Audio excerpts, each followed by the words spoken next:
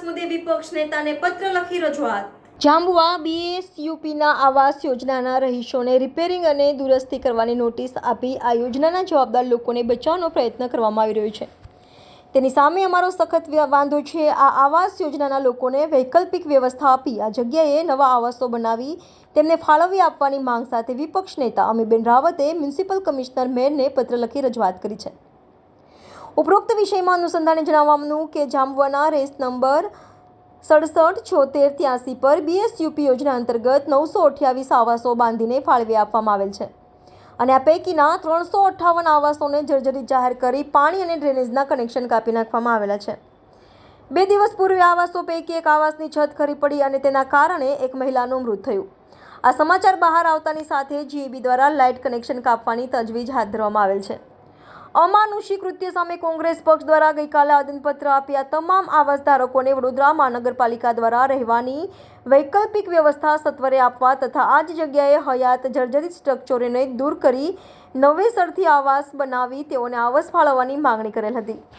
ત્યારે વડોદરા મહાનગરપાલિકા દ્વારા આજે તારીખ 4/7/2024ના રોજ તમામ આવાસ ધારકોને નોટિસ આપી સ્ટ્રક્ચર નિષ્ણાંતની મદદ લઈને તેમના સૂચવ્યા પ્રમાણે જરૂરી મેન્ટેનન્સ અને દુરસ્તી તરત કરાવવું અને સદર આવાસ રહેવા લાયક હોવાનું સ્ટ્રક્ચર સ્ટેબિલિટી મેળવી આવાસમાં વસવાટ કરાશે તેમ જણાવવામાં આવ્યું. ત્યારે મારો સ્પષ્ટ આક્ષેપ છે કે વડોદરા મહાનગરપાલિકાના યોજનાના પીએમસી ટીપીઆઈ કોન્ટ્રાક્ટર અને સંલગ્ન અધિકારીઓને બચાવવાનો પ્રયત્ન કરી રહી છે અને વડોદરા મહાનગરપાલિકા તેની જવાબદારીમાંથી છટકી રહી છે.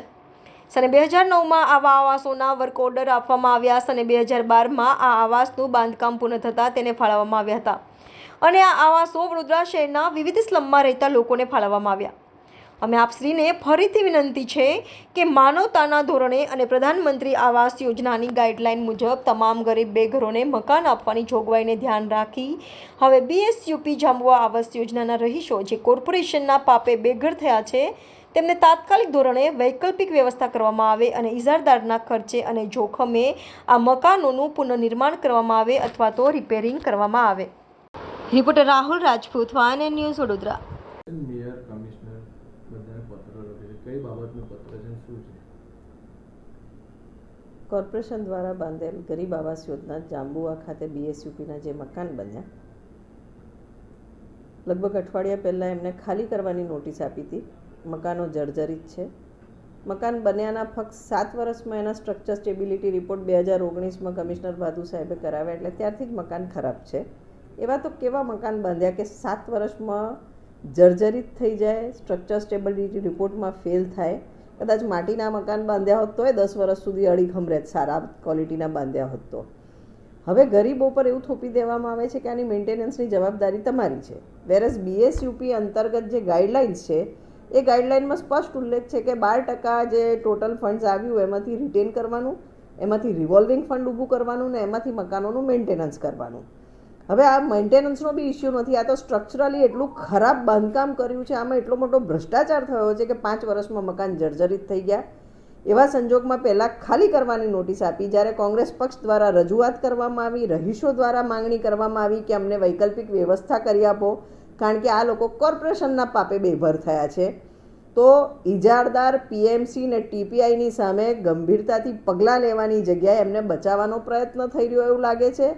અને એટલે જ આજે બીજી નોટિસ ઇસ્યુ કરવામાં આવી જેમાં મકાનોની પોતે સ્ટ્રક્ચર સ્ટેબિલિટી રિપોર્ટ મેળવીને રહીશો ત્યાં રહી શકે એવો કાગળ આપ્યો. તો જે આજથી અઠવાડિયા પહેલાં જર્જરિત હતા હવે રહેવા લાયક કેવી રીતના થઈ ગયા? કોર્પોરેશનની સીધી જવાબદારી છે. જો હવે આમાં 2 જણ ઓલરેડી મૃત્યુ પામી ગયા છે આ મકાનોમાં, હવે કોઈ જાનહાનિ થશે તો સીધા મ્યુનિસિપલ કમિશનર આના માટે રિસ્પોન્સિબલ રહેશે. અમે ફરી આજે પત્ર લખીને માંગણી કરી છે કે પીએમસી, કોન્ટ્રાક્ટર અને ટીપીઆઈ સામે કાર્યવાહી શરૂ કરો, જવાબદાર પદાધિકારીઓ સામે કાર્યવાહી શરૂ કરો અને એમના રિસ્ક એન્ડ કોસ્ટ પર આ મકાન રિપેર અથવા તો પુનઃનિર્માણ કરી આપો ને ત્યાં સુધી રહીશોને વૈકલ્પિક વ્યવસ્થા કરી આપવાની ફરજ કોર્પોરેશનની છે. Subscribe now and press the bell icon. Never miss an update.